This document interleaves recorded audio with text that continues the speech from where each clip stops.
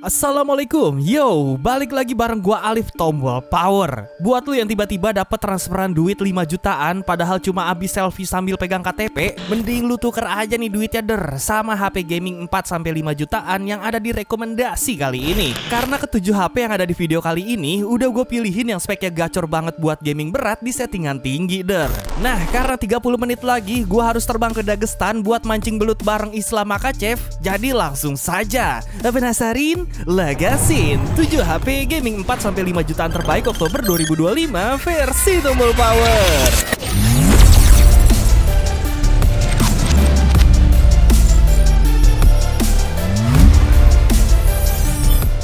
Rekomendasi kali ini gue buka sama Poco X6 Pro. Poco X6 Pro di tahun 2025 tuh masih viral ya karena ini HP emang punya spek yang kagak nyantai sama sekali. Ya, jadi ini HP ditenagai Dimensity 8300 Ultra yang bisa ngasih lu performa gaming gahar. Dan skor Antutunya sendiri aja tembus di angka 1,4 jutaan poin. Poco X6 Pro ini buat mainin Genshin Impact mah jangan ditanya ya udah lancar dan playable di settingan highest 60 fps. Tapi kalau lu mau pengalaman yang lebih lancar lagi, silahkan turunin settingan grafiknya jadi lowest 60 fps ya. Lanjut kalau buat mainin PUBG Mobile, sayangnya Poco X6 Pro ini belum bisa ngasih lu settingan di smooth ultra extreme atau 120 fps. Padahal secara spek mah harusnya udah sanggup sih. Tapi balik lagi, PUBG di smooth extreme plus aja itu udah nyaman banget Nah, asiknya Poco X6 Pro ini buat mainin arena breakout tuh bisa ngasih lu settingan di balance 120 fps. Gameplaynya juga lancar FPS-nya stabil dan grafiknya tentu aja kagak burik ya.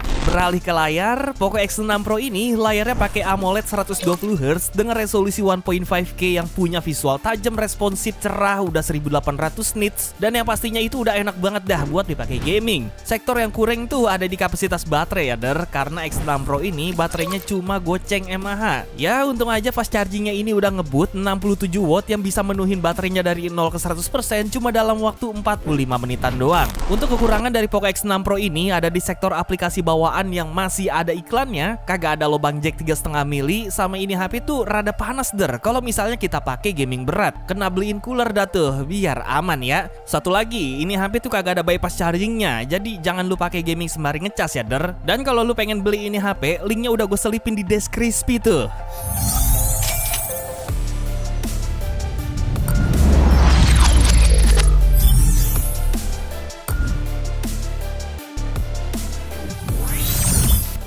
Lanjut ada Infinix GT30 Pro yang varian 12/512GB ya Infinix GT30 Pro datang ngebawa desain mecha futuristik yang elegan dan keren berkat adanya LED mechanical light waves yang nantinya bisa lu atur juga tuh warnanya sesuka hati karena totalnya ada 14 efek cahaya Dan ini nih yang gokil, Infinix GT30 Pro ini tuh punya fitur GT Trigger atau fitur tombol kapasitif di sisi kanan bodi yang fungsinya itu mirip tombol R1 dan L1 di stick PS. Ini nanti sensitivitasnya juga bisa lu atur ya mau low, medium, sampai high, tinggal sesuaikan gaya main lu aja pokoknya. Lanjut ke layar, ini HP punya layar AMOLED 6,78 inci 1.5K 144Hz yang warnanya itu gonjreng, responnya cepet, dan masih bisa kelihatan jelas meskipun di bawah matahari karena brightnessnya tembus sampai 4500 nits. BTW layarnya ini juga udah dilindungi sama Gorilla Glass 7 ya Soal performa, Infinix GT30 Pro ini dipasangin chipset Dimensity 8350 5G Ultimate yang kencengnya itu bikin kompetitor ini HP jadi keringet dingin. Storage di harga 4 jutaan ini juga asik lagi. RAM-nya itu 12GB LPDDR5X dan storage 512GB-nya udah berjenis UFS 4.0.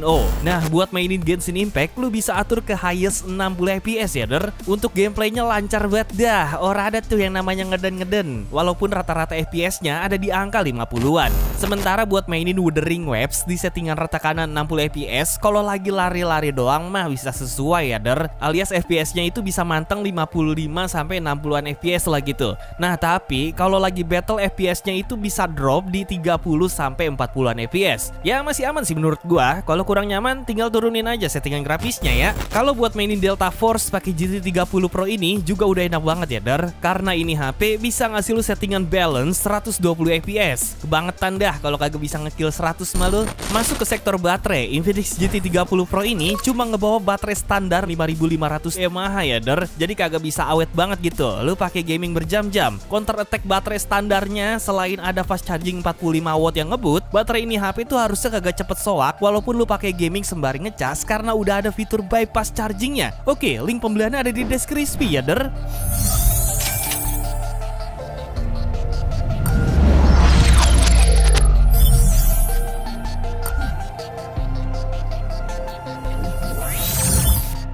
Tecno Pova 7 Ultra ini dari desain aja udah gaming mampus der. Jadi dia tuh emang pakai konsep interstellar spaceship design yang lengkap sama mini LED status light yang bisa nyala-nyala sampai 30 efek dinamis. Layarnya juga kagak main-main nih karena udah pakai AMOLED 6,67 inci 1.5K 144Hz dan rasio layar ke bodinya juga 93,8% der. Jadi bezelnya ini tipis banget buat sebuah HP gaming ya. Tecno Pova 7 Ultra ini dipasangin chipset MediaTek Dimensity 8350 Ultimate yang skor Antutunya 1,5 jutaan poin. Sementara untuk storage-nya dia pakai RAM berjenis LPDDR5X 12GB dan storage UFS 4.0 berkapasitas 256GB.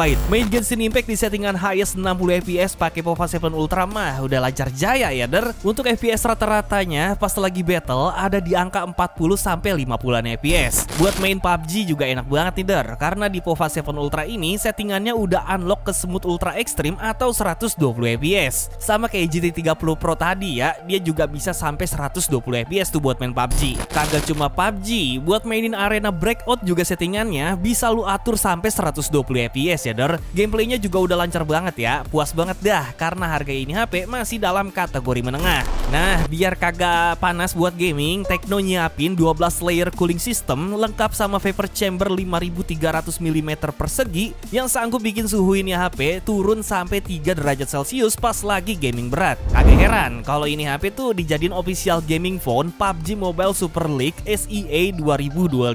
Urusan daya juga mantep der, baterainya tuh 6000 mAh plus fast charging 70 watt. Kagak cuma itu, ada juga nih dukungan wireless charge 30 watt, reverse charging 10 watt, sama ada juga fitur bypass charging 2.0 biar baterainya itu kagak cepet jebol buat gaming sambil ngecas. Tapi Pova 7 Ultra ini tetap ada kurangnya ya der. Kurangnya itu kayak dia belum punya fitur air trigger padahal ini HP gaming, dan beberapa game kayak Delta Force belum bisa pakai settingan 120 fps. Terus kamera ini HP itu kagak ada OIS, jadi kalau mau foto harus agak stabil biar hasilnya kagak goyang dompet. Oke, biasa ya, kalau minat langsung aja cek deskripsi der.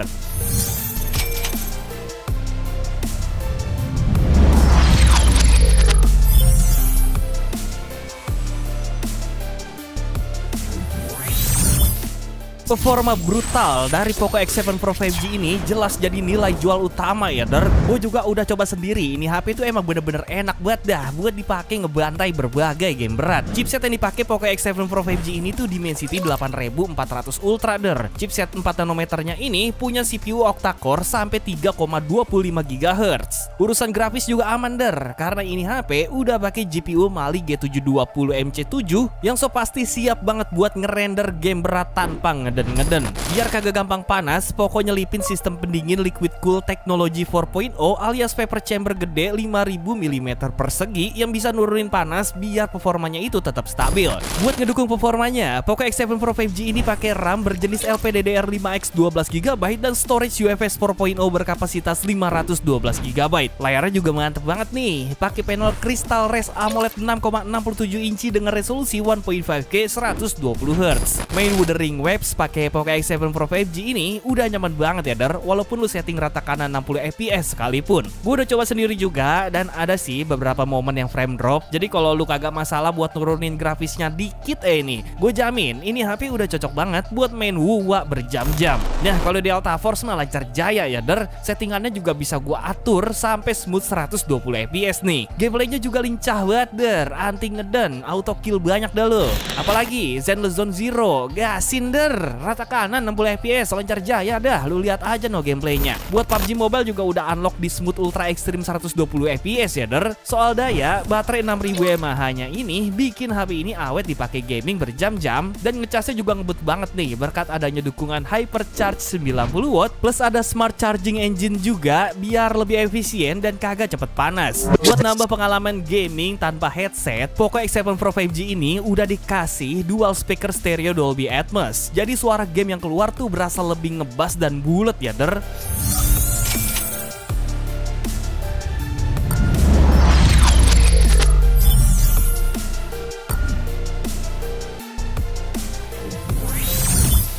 Jadi HP yang pertama kali pakai material graphene, Realme GT 70 mampu dinginin 360 derajat permukaan bodinya secara efisien karena juga udah pakai teknologi iCinder. Layar Realme GT 70 ini oke punya der. Speknya AMOLED melengkung 6,8 inci, resolusinya 1.5K dan refresh rate 120Hz-nya itu adaptif. Udah enak banget deh ini layarnya kalau dipakai gaming.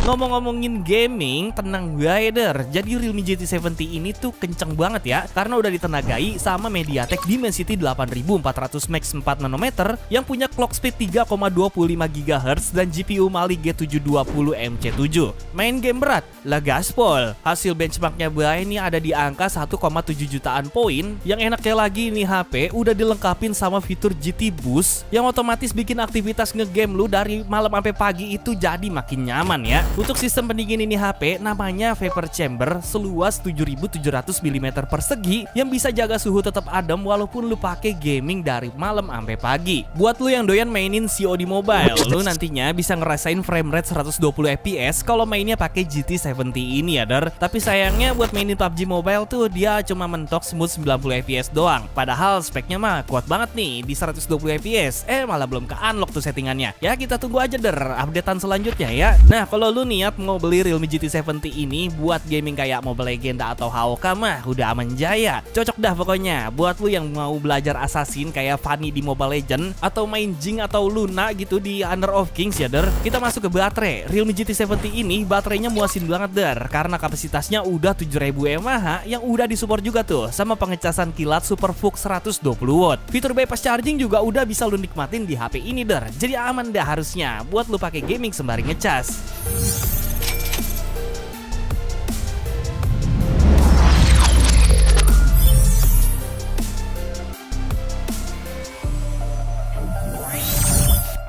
iQOO Neo 10 5G ini tuh datang ngebawa performa super brutal di harga menengah ya der. Iya, jadi iQOO Neo 10 5G ini ditenagai Snapdragon 8 Gen 4 yang kencengnya udah kagak usah ditanya. Jadi maksud gua teh, kalau buat mainin game berat apapun yang ada di Play Store mah udah pasti muasin ya der. Dan walaupun di harga 5 jutaan gini, kita cuma dikasih varian memori 12/256GB, at least storage 256GB-nya itu udah bertipe UFS 4.1. Jadi kagak kayak HP gaming konvensional pada umumnya yang di kelas menengah gini yang pada cuma dipakein UFS 4.0. Nah, karena chipset ini HP tuh dari Snapdragon, jadi enaknya kita bahas performanya untuk gaming emulator ya der. Misalnya buat mainin GTA 5. Walaupun kagak selancar di Snapdragon 8 Elite, tapi Snapdragon 8 Gen 4 ini HP udah bisa ngasih lu pengalaman main GTA 5 dengan gameplay yang cukup nyaman walaupun FPS-nya mentok di 30-40an ya der. Lanjut buat mainin game balap-balapan Need for Speed Rivals, iQOO Neo 10 5G ini sayangnya cuma bisa ngasih FPS di angka 30-an doang der. Jadi rada kurang nyaman tuh buat manuver mobil berkecepatan tinggi kayak begini. Next buat mainin The Witcher 3 justru lebih aman dari NFS Rivals karena emang genre game RPG open world kayak gini menurut gua aman aja kalau ada sedikit frame drop. Untuk FPS The Witcher 3 di HP ini FPS-nya di angka 30-50an ya der. Layar AMOLED 6,78 inci 1.5K 144Hz dan kecerahan 5500 nits iQOO Neo 10 5G ini juga dijamin udah siap banget ngasih lu pengalaman visual gaming yang pulen ya der. Soal sistem pendingin, iQOO Neo 10 5G ini punya sistem pendingin bernama Canopy VC Liquid Cooling 7000 mm persegi dengan 9 sensor suhu dan lapisan graphite pyrolytic. Ada juga fitur Ultra Game Mode nih der, buat lihat FPS real time dan aktifin Monster Mode biar performanya itu ngegas parah. Sinyal ini HP juga bakalan stabil der karena udah pakai 24 antena yang nyebar di body. Urusan baterai juga monster banget nih, kapasitasnya 7000 mAh, lengkap dengan fast charging 120W juga lagi. Ngecas sembari gaming, lah tenang bae, udah ada fitur bypass chargingnya der. Makanya kalau lu minat langsung aja buka deskripsi video ini ya.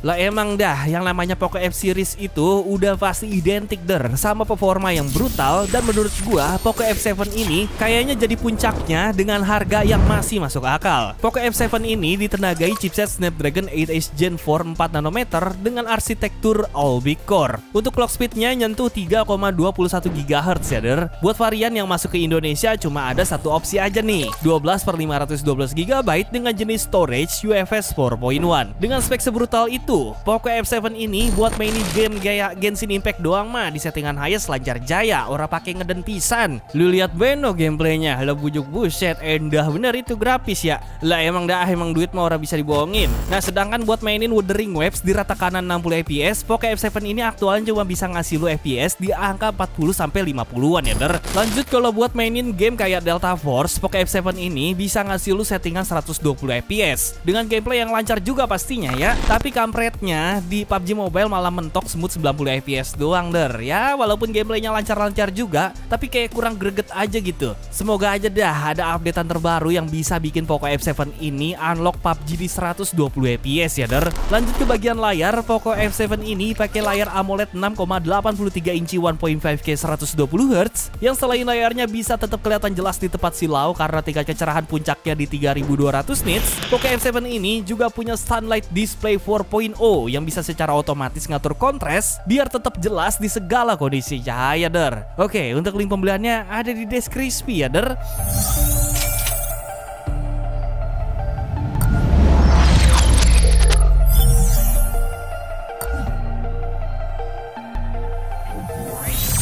Tamat, ending yang sangat mengdece lapangan kan. Pesan yang bisa kita ambil dari video kali ini adalah teruslah semangat menabung untuk meminang HP impian, walaupun sedikit demi sedikit, lama-lama makin sedikit. Karena di kondisi cuaca ekstrim seperti sekarang, jemur baju pun yang kering malah dompet. Itu, gua Alif Tombol Power mengucapkan terima kasih dan sampai ketemu di video selanjutnya.